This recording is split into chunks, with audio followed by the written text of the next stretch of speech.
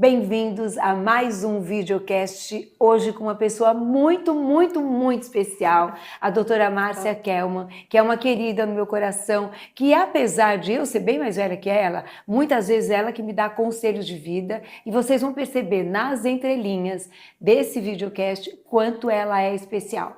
Bem-vinda, Márcia. Fala um pouquinho de você, da sua trajetória, aquilo que você quiser deixar de mais importante. Obrigada, Shirley. Sempre foi inspirador. Esse do mais velho era um exemplo que eu queria seguir como pessoa, como médico, como profissional, como mulher. E só posso agradecer. Sempre vou querer estar do seu lado. Eu sempre quis ser médica desde pequena, então logo entrei na faculdade direto, fiz clínica geral, tirei o título de especialista, daí fui para endócrino, fiz pós-graduação também em homeopatia e trabalhei durante mais de 20 anos na Associação Nacional de Assistência ao Diabético, desde estudante até o cargo máximo de confiança, que era diretora médica, e ainda participo, não mais todos os dias, mas acabou de ter. Eu sempre gostei de gente, então onde tinha a possibilidade de aprender como vim aqui com você, eu lembro que tinha umas flores lindas. É verdade. É uma possibilidade. Você sabe que eu decidi fazer medicina por conta do meu pai, que era um diabético muito grave, e na verdade o meu primeiro caminho ali talvez fosse realmente a endócrino, porque era o meu pai que era na verdade a pessoa que eu queria salvar. E de fato, tendo entrado em medicina e estando em contato com tantas pessoas de referência, me ajudou também a trazer meu pai para um patamar melhor, para uma época que era muito ruim. Meu pai tomava aquela insulina que ele tinha que ferver a água, não era uma insulina purificada, tinha vários nódulos, meu pai entrava em coma, eu precisava fazer com que meu pai tivesse uma vida melhor. Eu acabei não fazendo endócrino, mas na verdade endócrino é a própria medicina, né? Verdade. Se a gente for falar, o que é endócrino? Endócrino é tudo. Eu tirava meu pai do coma, muitas vezes intuitivamente, eu nem sabia direito o que eu estava fazendo, mas meu pai entrava em coma, eu nem sabia se ele precisava de açúcar ou se era melhor tirar, ou se ele precisava de insulina. Mas era intuitivo, é interessante medicina, né? Então, na verdade, acho que a gente já tem um começo aí, sim, que é a endocrinologia. Bom, eu lembro, né? de ter tido a honra de cuidar também do seu pai, pois de pegar. Quando você conta essa história triste do seu pai, eu lembro também da minha avó, que eram até conterrâneos e tal, que eu falo, pena que vocês não viveram nos dias de hoje. É verdade, mudou tudo. Mudou tudo. Então, antigamente era difícil, para não dizer impossível, um diabético que não tivesse complicações. Sim. Fazia parte. Porque essas insulinas e os tratamentos esbarravam muito na hipoglicemia. Então, não era um coma de hiper, era mais de hipo, de baixar demais a glicose. Então, a gente não podia deixar eles muito controlados, porque o controle esbarrava nos desmaios ou nos comas. Entrava em coma hipoglicêmico. Coma hipoglicêmico ou nos desmaios que eram socorridos em casa antes do coma. Então, hoje a gente tem medicações que são incríveis. Para a gente que gosta de gente, sim, emociona ver que você, sim, pode controlar sem causar hipoglicemia, com níveis muito melhores. Então, há 30 anos, quando eu me formei, eu lembro que a glicemia de jejum para diabetes era 180. Sim. Até 240 a gente falava, tentar fazer dieta. Hoje você fala, meu Deus, se começa com 180, qualquer coisa que comeu já deu 240, sim, 300. Sim. Então a gente tem remédios seguros que baixam a glicemia, sem causar hipoglicemia muitas vezes, que não fazem ganhar peso, que isso era um outro problema. Quanto mais usava insulina, mais ganhava peso. Quanto mais, porque é o principal anabolizante do corpo é a insulina. Sim. Nenhum outro bate, no GH, crescimento, nada bate a insulina. E aí a gente consegue, sem ganhar, ou até eventualmente associado com o GLP-1, que hoje se bota nas canetas emagrecedoras, que são muito mais do que isso, eu vou contar. E ainda, só de tratar, diminui um ponto que você derruba a hemoglobina glicada, 37% despenca de risco cardiovascular. Que é muito importante. Absurdo! Do que eles morrem? Se não das complicações, às vezes eu falo, se sobreviver aos eventos cardiovasculares é que vai chegar nas complicações microvasculares, que era a perda dos pés, do rim, dos olhos, desse tipo de...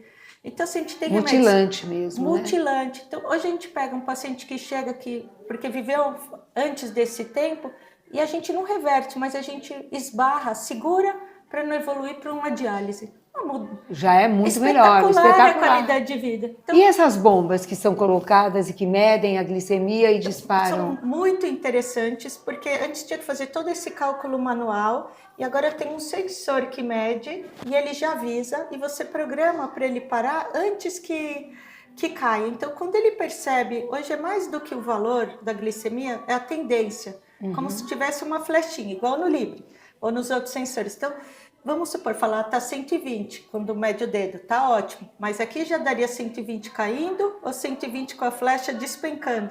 Quer dizer que em quanto tempo já estaria em 60 e poderia desmaiar, ou 50, ou entrar em coma? E é desesperador, né? Quando você vê alguém realmente perder, porque Perde a consciência, nossa, claro. é uma coisa muito... E ainda essa culpa, se trata com açúcar ou se trata com insulina sem açúcar. Então, essas medicações, elas conseguem que tenha uma outra qualidade de vida, então, muito menos complicações, com muito mais qualidade de vida. Antes, por causa disso, o que a gente conseguia era controlar para ser menos pior. Sim. O controle. Então, diminuir um pouquinho a então, glicemia, né? Então, as chances hoje da gente ver alguém que não perde um membro, trabalhei nessa ONG, num rim de diabetes, era diário, infelizmente. Hoje eu vejo que pode passar meses com a benção outra de qualidade Deus, de vida, outra né? qualidade de vida.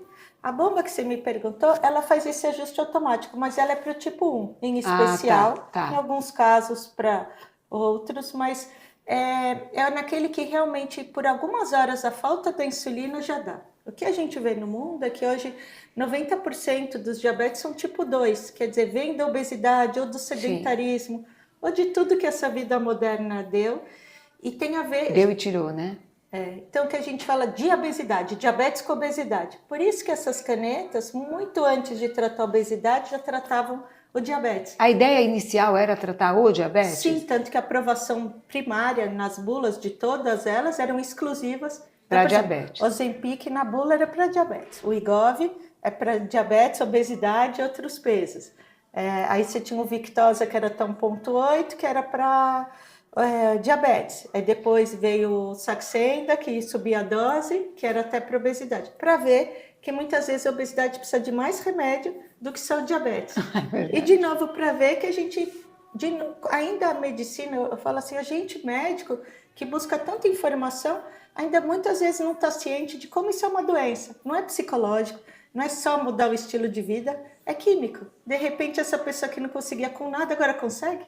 Por isso que fala que a caneta é milagrosa. Exato. Então, você acha que o quê? Que a grande vantagem, além do diabetes, é a obesidade? É atuar na obesidade? E, na verdade, a raiz de tudo isso é a inflamação. Sim. Porque você vê, por exemplo, na bula do GLP-1 que é o Mondiari e outros, está na bula artrite reumatoide. O que uma pessoa magra com artrite reumatoide tem a ver com alguém que tem diabetes tipo 2 obesidade? Está indicado para artrite reumatoide? Quer dizer, a inflamação. A inflamação vale para tudo, né? A apneia do sono. Tudo a inflamação. Tudo é inflamação. Então a gente descobriu que a gente estava correndo atrás do prejuízo para tratar quando mexia na glicose e agora a gente cuida da raiz do problema. Por isso que por isso que despenca o risco de rim, de infarto, de derrame, de dores, de uma série... Então, assim, eu acho que é um admirável mundo novo. O que a gente precisa saber é que não é nem para todo mundo e nem é para ninguém. Então, até 23 de junho, vendia sem receita. Um crime. Comprava quem queria, quanto queria, na dose que queria, depois passava mal com a culpa era do remédio. Pois é. Quer dizer, talvez ele achasse que tinha indicação, mas ele não sabia avaliar se ele tinha contraindicação e nem como usar. Então, acredito que agora... com as receitas, as coisas vão entrar fechar, no lugar certo. Vão entrar, vai ser abastecido a farmácia e ser vendido até 3 por paciente, que é o suficiente até uma reavaliação.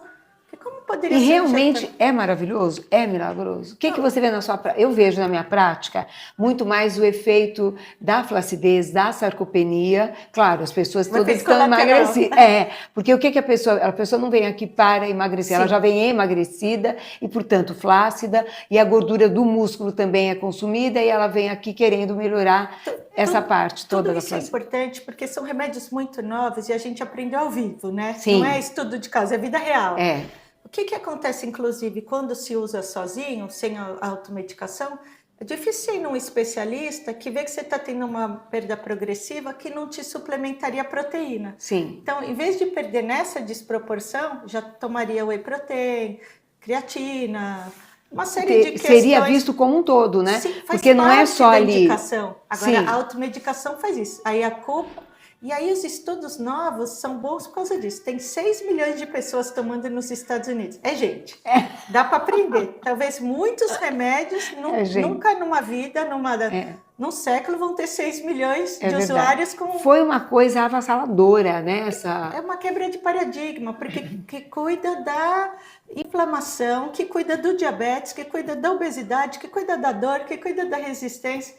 Então se descobriu vantagens e, de novo, gente que não conseguia com nada, de repente e de alguma se sente maneira incluído, porque sim. É químico, até então era culpa dele. Porque todo mundo falava isso, é químico, mas ninguém conseguiu o caminho para poder reverter isso, né? Então muitas lipoaspirações foram feitas, muitas condutas violentas com efeitos colaterais muito importantes. Então realmente, só de ter saído de tanta lipoaspiração ou de tanta cirurgia bariátrica, que na verdade é também um olhar totalmente invertido, mas que tirava as pessoas daquela obesidade mórbida, já é um caminho muito mais tranquilo. Eram casos, é que a gente vive num país que é o segundo maior país com essa questão, para a gente ter um sobrepeso não é ser magro, quanto que a obesidade no resto do mundo é obesidade. Aqui não, país né? tropical, os corpos expostos, sim. Toda a sensualidade, tudo que está incluso. Então, todo mundo quis emagrecer. Todo mundo quis e podia comprar, tanto que virou um turismo médico, sim. vir comprar. Sim. Então, por exemplo, eu tenho pacientes que ia para os Estados Unidos, era $1.000 para quem não tem o insurance. Aqui na época era R$1.000, X caneta. Sim. Bom, R$1.000 vezes 6 o dólar, você comprava 6, ia visitar o filho, levava de presente, em vez de levar café do Brasil. Turismo emagrecedor, né? Turismo emagrecedor, porque onde que se vendia mais barato e sem receita. Então, acho que assim, tudo tem a indicação e tem a contraindicação. Então, o segredo é usar tudo isso. A cirurgia bariátrica em si, eu acho que nunca vai ser suspensa, porque tem pacientes que o risco, a impossibilidade, ou perder 10, 15% do peso, é 30, 40, 50 quilos. Ele nunca vai ser magro, não tem genética de magro. Mas ele não vai ser tão obeso a um ponto de ter tanta chance de uma morte tão precoce. Carregar tanto peso. Com tantas complicações, né? Quer dizer, já não senta, já não levanta, já não se vira, já não se limpa, já não respira, a caixa torácica, tudo isso.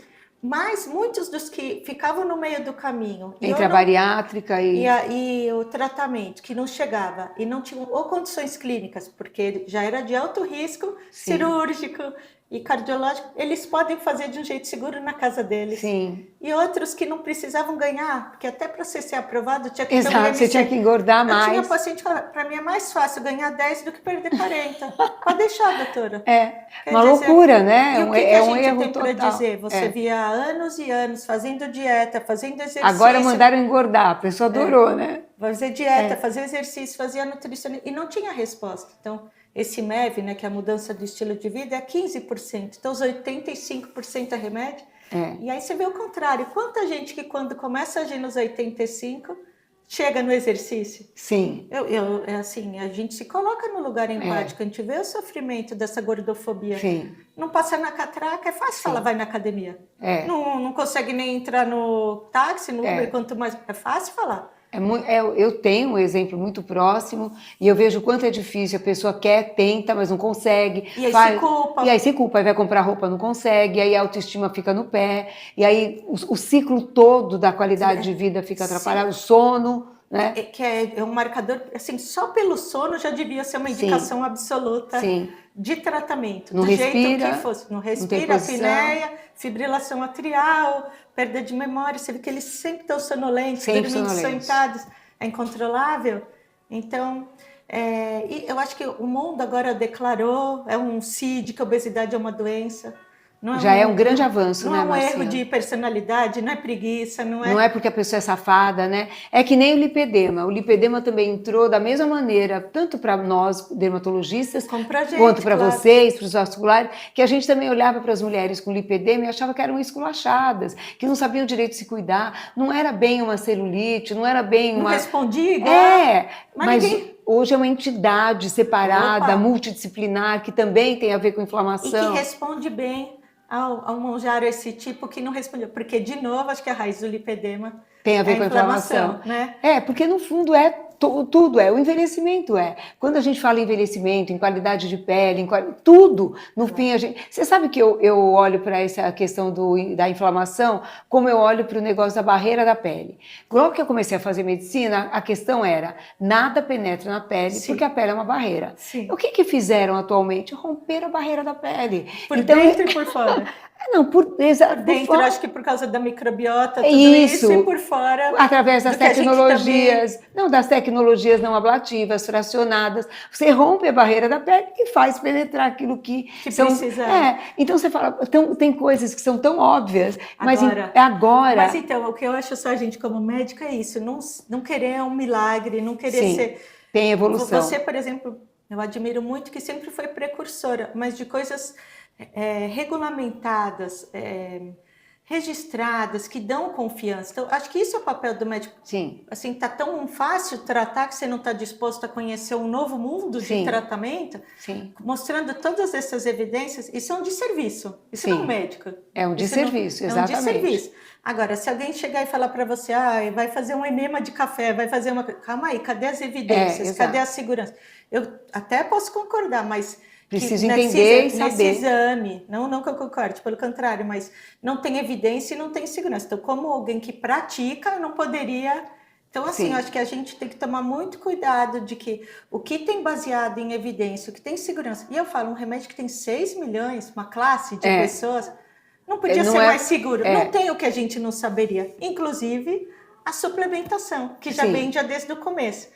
Que deveria vir desde o começo. A queda do cabelo. Então, uma coisa que saiu essa semana, que eu achei fantástico, é que fala assim, a gente pega um bife magrinho, por falar em dieta, e um bife que está cheio de gordurinha no meio. Fibras. Quando você bota na chapa, ele não fica mais fininho? Então, essa nova classe, ela não queima só a gordura subcutânea, ela queima a gordura intermuscular. Então, é uma gordura que também dava resistência insulínica muscular. Então, às vezes a pessoa fala, perde muito mais do que os outros. Ou porque perdeu muito mais peso, ou porque, na verdade, perdeu essa gordura de dentro do músculo. Que era uma gordura que não ajudava, que atrapalhava o funcionamento desse resgate. Mas, perto dos outros, proporcionalmente, perde menos do que perderia com qualquer outra cirurgia. Agora, o que eu tenho ouvido é que vai vir uma medicação que não vai consumir essa gordura de dentro do músculo. Isso é incrível. Então, primeiro era um só medicamento, o GLP-1, depois agora é o dual, GLP-1 e o GIP, já tem o trial e tem o tetra, e tem medicações exclusivas que não vão permitir a perda da gordura ou do músculo nessa proporção. É melhor? Com certeza, porque o nosso grande...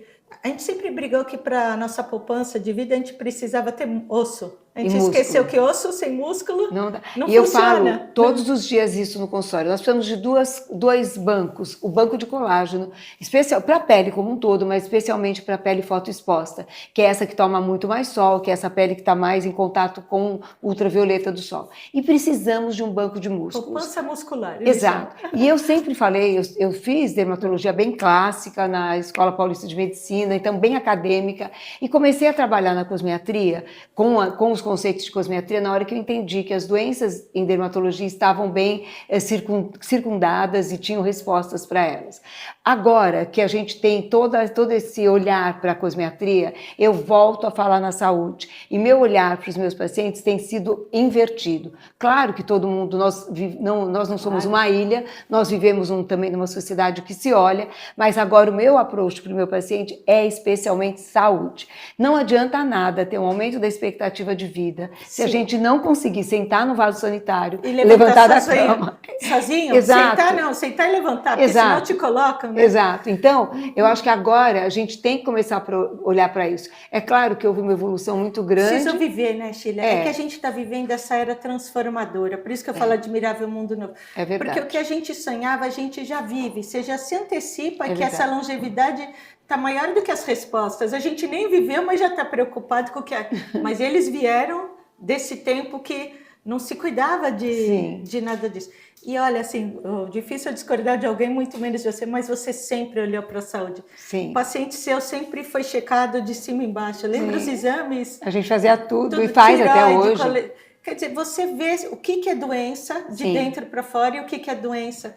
E acho que cabe a todos nós médicos essa humildade. Sim, de olhar como um todo, né? Porque normalmente você reflete, é difícil você pega alguém muito doente. Sim. Qual que é o aspecto externo? Pode até estar tentando sorrir. Tem viço? Não. A pele tem brilho? Não tem como. Não está nutrido. Tudo está conectado. Você sabe que, na verdade, não dá para separar o corpo do restante, né, do corpo da alma, assim como não dá para separar a parte estética da parte funcional e orgânica. Somos humanos, né? É claro. Mas eu acho que esse exercício de olhar como um todo, isso é um aprendizado também. Porque, na verdade, eu sou de uma época em que o meu professor falava, você olha para a lesão dermatológica. Não é nem para a pessoa, né? Você não precisa perguntar a história. Esse caminho em que você acolhe, entende, fala com o seu paciente, não é clássico da dermatologia antiga. Acho que nem da medicina se trata. E acho que o contrário, virou um problema, porque quanto mais especialista a gente foi, mais você quer tratar da doença. E se afastou. É um doente com uma doença, é uma pessoa. Quer dizer, um diabético é um paciente que tem um problema, sim, mas ele também tem amores, desamores, frustrações, perda de autoestima, depressão. Tudo bem, o diabetes está controlado agora com a insulina, mas ele ganhou 6 quilos. É fácil falar perto de uma coisa ou outra, mas por que a gente não pode tentar os dois mundos? Juntar tudo. Mesmo porque vai cobrar juros. Então, mas eu acho que isso é um exercício da modernidade, que é um retrocesso do passado, porque a coisa começou a ficar tão especializada que a gente perdeu o indivíduo, né? Sim, então é tempo de resgatar. É da doença, né? Não é de pessoas. Exato. Né? Então eu falo que, na verdade, a minha relação, a sua também, que eu me identifico muito com isso, é pessoa a pessoa, né?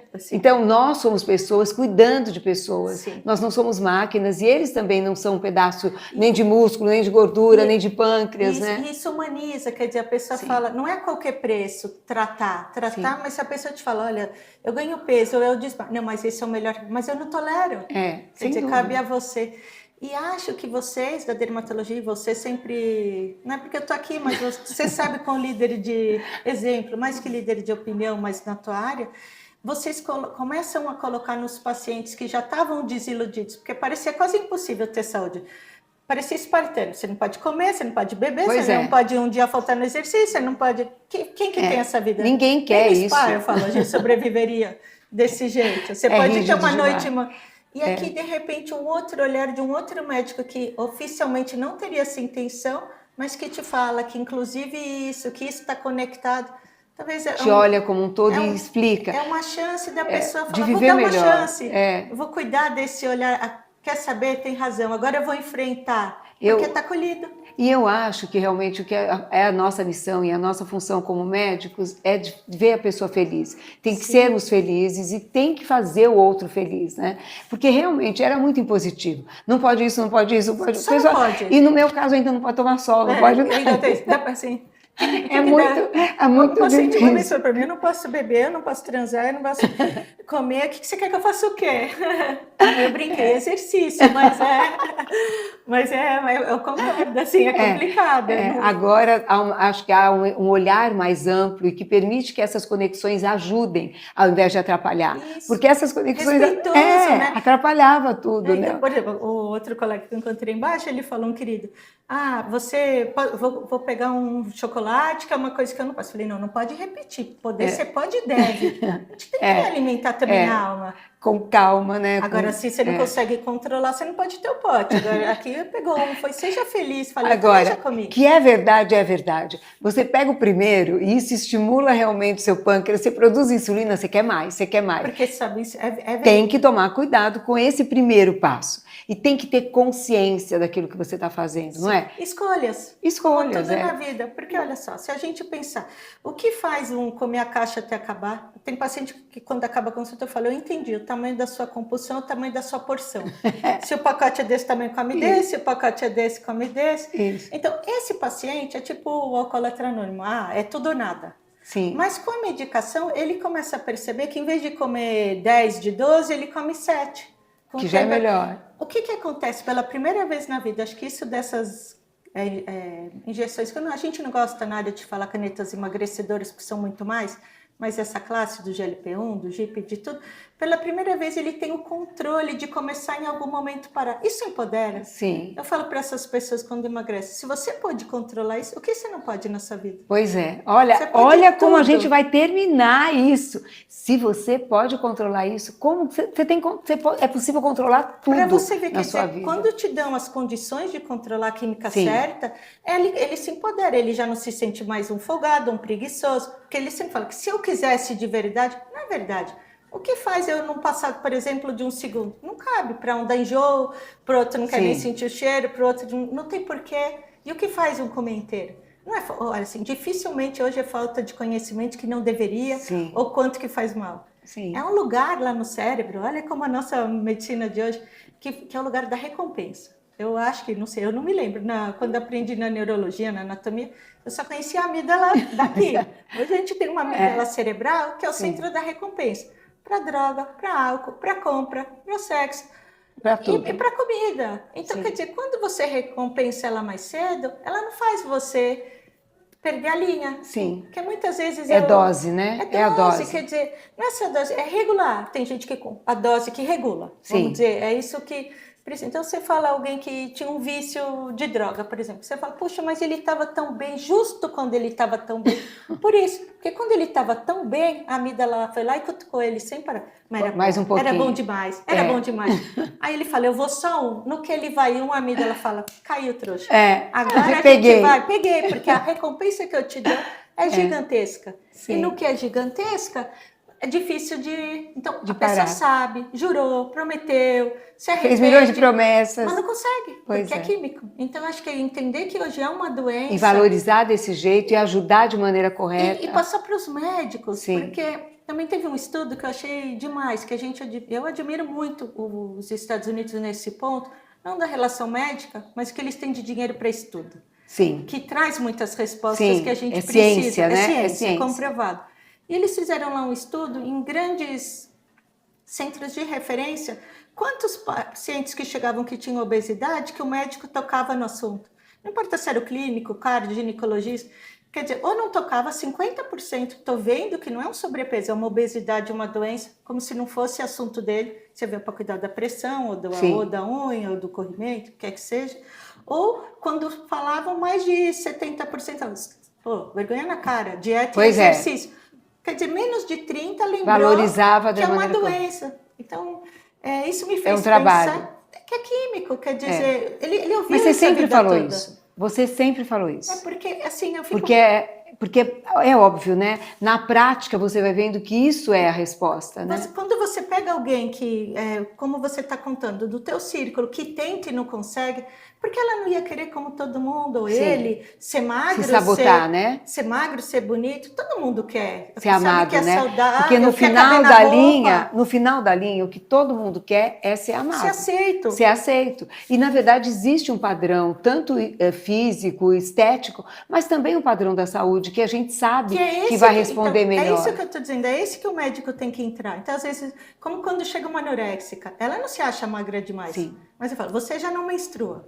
Você já olha o seu corpo falando. Olha o seu corpo falando. Quer dizer, esse é o meu limite. Mais magro ou menos são conceitos familiares, culturais, individuais. Mas o médico ele tem que ir além disso. Eu não vou julgar se é magro, meio magro, vou julgar se está doente. Isso. Então, e aqui uma obesidade que num país que tem acesso, então, quer dizer, 30%, agora não, agora é obrigatório, como se fosse um erro médico.